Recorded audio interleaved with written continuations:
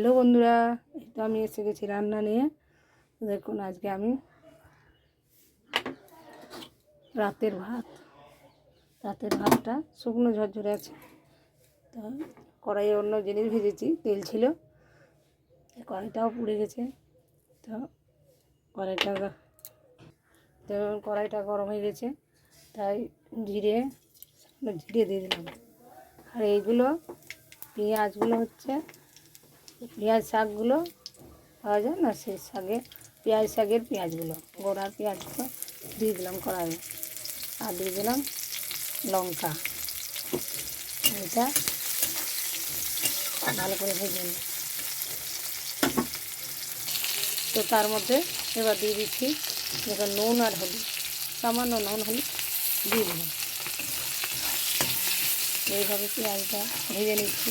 এই পেঁয়াজগুলো কত সুন্দর লাগে বলুন তো খেতে।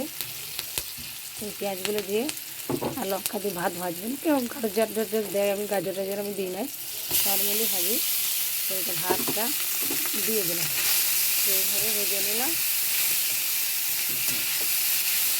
এইভাবে আপনারা ভেজে খাবেন ভাত ভাজা, এত সুন্দর লাগে না এইভাবে ভাজলে। এই পেঁয়াজগুলো আর লঙ্কা দিয়ে নর্মাল ভাজা বেশি ভালো লাগে। অনেকে দেয় আলু গাজর, কিন্তু আমার এই নর্মালটাই ভালো লাগে। তো আপনারা এইভাবে ভেজে খেয়ে দেখবেন, ভালো লাগে খেতে, খুব সুন্দর লাগে। হয়ে গেল ভাজা।